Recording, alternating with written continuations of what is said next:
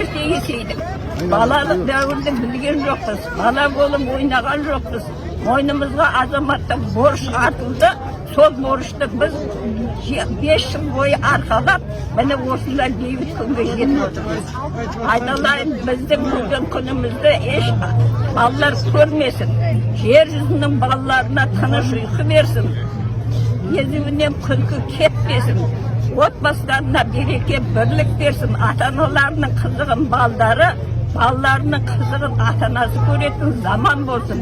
Айналайын, замандарың ашық, күндерің қуанышты күндерің көп болсын. Мына мейрам барлығымызға құт береке әкелсін. Жеңіс күні құтты болсын.